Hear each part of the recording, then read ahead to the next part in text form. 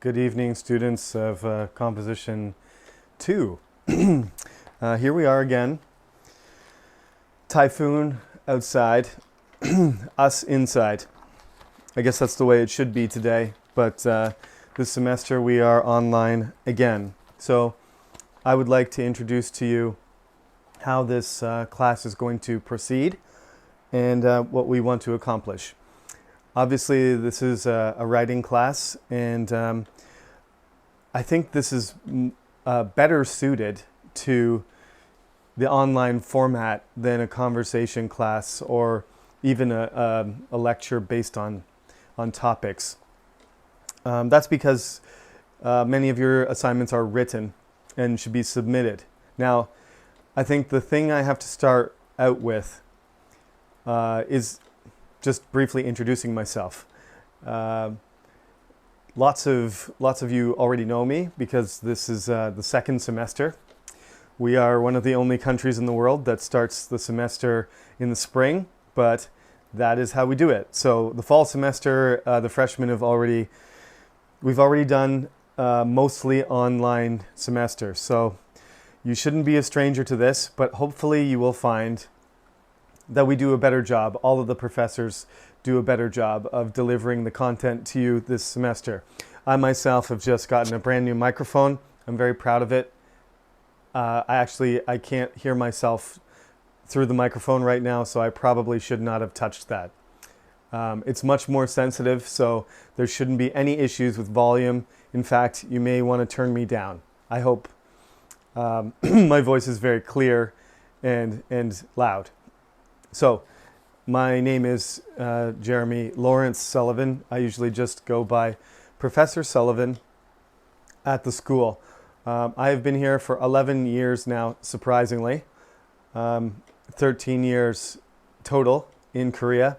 I've never lived anywhere except Daejeon, so this is my second hometown. In fact, I've never lived anywhere longer than here. I lived for 25 years in Canada, though, before I moved to Korea, but I've never lived in one city longer than I have here, although I have moved from apartment to apartment, villa to villa, dormitory to dormitory, opistel to opistel, in my travels, in my different residences in the city. What can I tell you? I'm an English major, just like most of you, but some of you are not, and that is fine. Writing is for everyone, but especially for English majors. I wouldn't say this is my favorite class to teach, because I would be lying, but I will say that writing is an essential skill, and I'm proud of my writing skills because I've had to work very hard for them. I know, as well as anybody else, that writing is not something that really comes naturally to the human being. I'm a much better speaker, I think, and a better presenter than I am a writer naturally.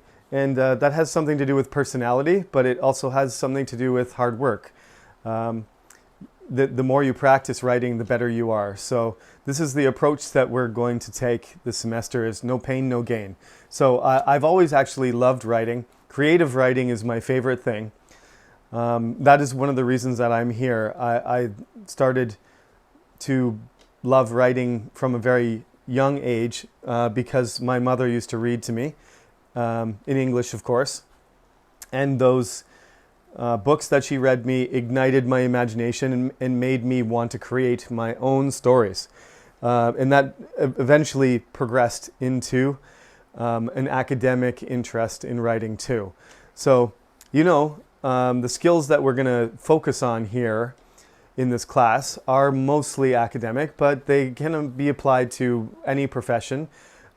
Being clear, being, as I say, always, the same thing that my high school teacher informed me were the essential, main points of writing: to be clear, coherent, and concise. That is valuable for any writing in any form. If you're able to do that, then you can communicate more effectively through your writing. Surprisingly, despite the fact that a lot of people say they dislike writing, everybody's on the internet all the time and everybody's texting. Just because you're not using a pencil or a pen and you're not physically writing letters and then handing them in doesn't mean you're not creating writing all the time. I know it's a different type of writing, texting, but it is writing. It's a kind of writing that imitates speech in a way, but nonetheless, it is a super fast, almost instant means of communicating through writing. So we are going to talk about a lot of technical things, but they are going to be useful for you, both as a means of improving your English skills overall, growing your vocabulary, improving your grammar, improving your argumentation, your logic, your organizational skills. All of these things can be useful for journalism, for politics, for administration, for law. There's every field requires this ability, and the better you are at it, the less you'll have to struggle when you need to do it in your job at some point.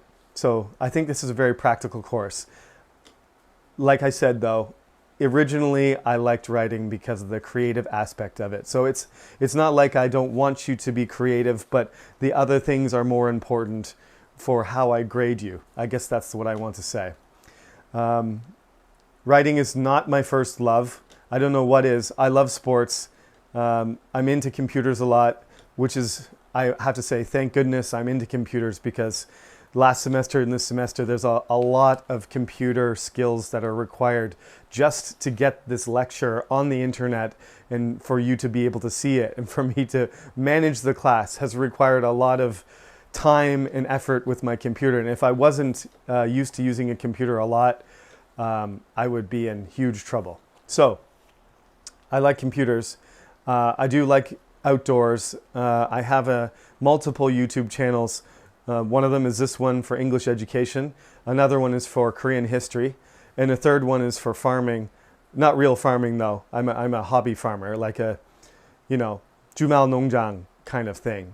The big garden, not really a real farm. But I call it the farm. So I have all these hobbies that I get into. And we'll talk about, obviously, the more interested you are in a subject, the more you will focus on the lecture, and the more, I think, the more effective you will be at learning if we can find some topics that you actually like. That makes it extra painful if you're writing about things you don't care about and you don't like. So to that end, Composition 1 and Composition 3 have different type of textbook. There's 3 levels of composition that I teach, and the first and third one, the third one is more focused on advanced skills like essay writing, and the first one is about paragraph writing and building blocks of writing. And this middle one I've changed over the years a little bit towards just basically building all of the skills that you need to be a better writer. And because of that, I chose a textbook that was basically emphasized the subjects more than the skills. So the first Composition 1 and Composition 3 are actually more skill-based textbooks and classes, whereas this one has similar skills throughout.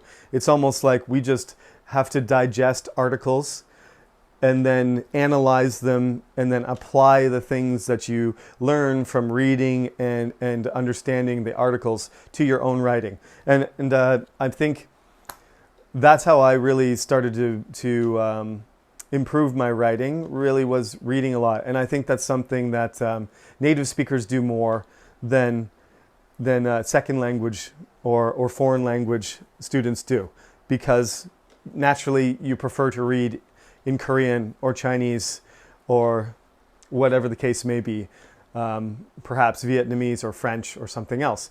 And you don't read for pleasure in the second language. But the more you read, obviously there's sort of a synergy effect here between the activity of reading and your writing. The more you read, the better you are at writing. The more you write, the better you are at understanding when you read. So you really should read more, especially, please, English literature majors.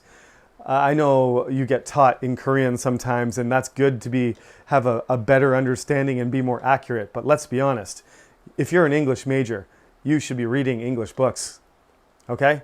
There's no Canadians that are French majors that read English books to study French. That doesn't make sense. So you should really get into reading more English books. I promise you, you will get a benefit. It won't instantly show itself, but this is the reason I chose this textbook. This is National Geographic, very well-known organization. They're far from perfect articles. There's lots of things to criticize about them, which we will do as we go through it. But basically, I chose this because the topics are fairly interesting and they have a broad appeal. It doesn't matter what culture you're from or really what stage you are at, freshman or senior or mature student, you can still be interested in these topics. So this is the textbook that you need for Composition 2, Weaving It Together, the red one, number 2. Okay, now let's just talk about some of the administrative stuff so you know how to proceed from here on in. For the writing classes, what we're going to do is do 2 weeks of recorded lecture, and then I'm going to do a live lecture with Zoom and invite all of you to that lecture. So the third week of September, the third week of the semester, we'll have a live lecture during our regular class time, okay, which is on Thursday. When we do this, the point of it is, the reason we're doing it early is because sometimes in writing, people don't read the instructions carefully or understand, and there's some questions that need to be addressed before you do homework and assignments. So I think it's important for us to do that early on, rather than having lots of emails coming at me because nobody knows how to do the writing properly. It's much better for us to discuss how to do the assignment on the third week, and then most of those questions will be answered in advance instead of single emails coming in, because that's what happened last semester. So my conversation classes will be having live lectures on the 4th week, and composition will be having on the 3rd week. So please, if you're in both classes, don't get confused. Composition is the 3rd week and conversation is the 4th week, okay? I'm just warning you now, keep it straight, because if you reverse them, then there'll be nobody there. And that'll be a problem. The best way to communicate with me is still going to be email, because normally it would be in class or coming to my office. But since we're not supposed to do that, or we're not allowed to do that, is probably a better way of saying it. The university policy is trying to keep everybody safely away from each other while still learning the material. So the best way to contact me is to email me. My email address will be on the website. I know some of the stuff isn't updated, but it will be by this weekend. A picture of the book will be there too. When you email me, you should make sure you type in my email address properly and then put in your student name, but most importantly, your student number. Don't forget your student number. That's how I identify you. If you don't put the student number in the subject line, I'm not going to look at the email. I'm just going to say, send it again with your student number. And if you don't understand that and don't do it, then I will not answer your email. That's the rule. Then you write the subject. When you do an assignment and you hand in a file, likewise, I want your student name. The file name should be student name, student number, title. Okay? That way, all the files get organized. I never lose them. I don't have to download them again or look for them. It just takes me seconds instead of potentially minutes and hours to make sure everything is checked properly. So please, it's a rule for a reason. Now, like I said, in my other classes, one of the most important things you need to, another rule that's essential for you to follow is please do not copy from the internet, do not copy from your friend or from a book without acknowledging the source. When you're writing, it's okay to use information from good sources. Your friend is probably not a good source, so that doesn't count. But if you find a credible website, a published book, an official published book, you quote from a newspaper or a magazine or article, and you give me the information so that I can retrieve it and find it and see it exists, that's a good thing. But if you write a few sentences and then you copy and paste some other people's work, whoever it is, wherever it's from, that is not allowed, and that is a zero. And ultimately the punishment is probably a fail in the class. And if it's a very serious thing like doing something like cheating on an exam where you're supposed to be writing something, I don't know if we're going to do things online, but if we're doing them online and you get caught, it's the same punishment whether it's offline or online, and it's not worth the risk because the grades are really proportionate to the situation this year. 50% of you are allowed to receive A's if you deserve it, and then the remaining 50% can receive a B at the maximum, which is a much more relaxed grade curve than usual. So you shouldn't take the risk. You shouldn't ever take the risk of cheating, but some people think it's worth it. It's definitely not worth it. In this environment where the grade curve is so accommodating, you really don't need to even consider that. Just make an effort, do your best, improve your writing skills, and show me that you can express yourself through the English language, and you will be rewarded for your effort. I think that's all I need to tell you, except that the recorded lectures are going to be approximately 25 minutes in length. I will be announcing assignments in the video lecture, so you should listen carefully, follow the video lecture, don't fall asleep or just turn on the lecture and then look out the window the whole time. Pay attention, turn on the subtitles if you want. My microphone and my attempt to speak clearly with good pronunciation should allow you to follow, even with the text on the bottom, and having both is probably a benefit. But I will also be posting information on the website. What you need to do is log in to the CNU portal using your student number and your password, and then you go through the CNU portal to the Cyber Campus. You click on the link to my website, and on the website there'll be some written information, week 1, week 2, week 3, and so on, all the way down to week 15. And it'll appear week by week.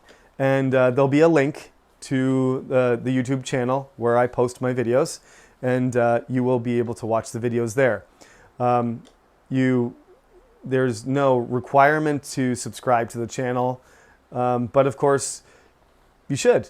As soon as, there are mistakes. Mistakes get made, especially by me, because I'm trying to update everything and I do teach 7 classes, so it's a very busy schedule. If I forget to put the link there, but the video is available, you can watch the video, and you'll be notified through YouTube if you have an account that the video has been posted, and you can watch it right away. But just remember, you do need to log in through the CNU portal, and you can't directly go to YouTube or directly go to my website. You need to do it through logging in, because that's how the credit for your attendance is tracked. So as long as you get the credit for going through the portal, and it's 90 minutes a week that you need to be logged in. If you complete the 90 minutes, you'll get the credit, and then you can watch that during the 90 minutes, later, before, do your homework and everything. But please make sure you get the credit for it, because occasionally people say, oh, I watched the video lecture, but I didn't get credit for it. Well, there's only so much I can do to find out if you did. If you're subscribed, I can try and figure out if you have spent the time watching it, but that's not easy to do unless you allow me to look at your account information. So the best thing to do is just get notified by subscribing and make sure that you go to the CNU portal and go through the portal every time. That's all there is to it. I may have forgotten a few things, but certainly next week we are going to start with the first chapter in the textbook, and we are going to, so you need to order the textbook. I have left the cyber lecture open until the second week. So the first week and the second week are going to overlap. The first week ends on September 13th, and so does the second week. So if you are confused or haven't gotten things figured out by Sunday, that's okay. You have until September 13th, Sunday, September 13th, to log in and get credit for your cyber lecture, okay? After that, from Monday to Sunday will be the regular period that we have lecture assignments online. So if I announce that we have a Zoom lecture, then you're required to sign in at the time that I've asked you to, which is during our time slot, our normal scheduled time slot. And if you can't attend that for some reason and you have a legitimate reason, then of course we need to talk about that, and you need to get documentation from the English department. Otherwise, you need to be there, and for the Zoom lectures, you need to be there and appear in the meeting. But for the cyber lectures, you can do it anytime during the week. I wouldn't recommend doing it at 10 p.m. Sunday night, just in case something happens, okay? I know some of you are going to do that, but that's really not a good idea. Do it on Tuesday or Wednesday or whatever. Don't leave it until Sunday evening. If you have an internet problem or a computer problem, then I'm sorry, you left it too late, okay? So that's it. Thank you for taking Composition 2, and I look forward to having the term and managing it and enjoying it and getting good value out of our experience learning how to write together. So that is it. Stay dry and safe until the typhoon is gone, and continue to be careful. Wear your mask and wash your hands, and don't gather in big groups, and everything will be fine. Thank you for listening, and see you next week.